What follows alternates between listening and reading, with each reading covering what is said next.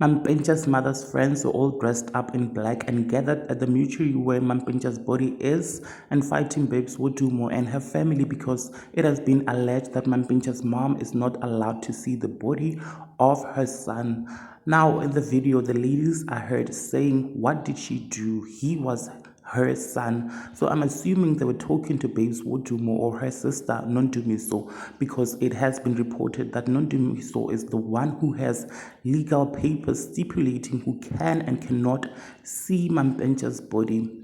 Newspaper articles also revealed that Mampintsha's mother collapsed and had to be rushed to the hospital after she learned that she will not be a part of the funeral arrangements or even see her son's lifeless body.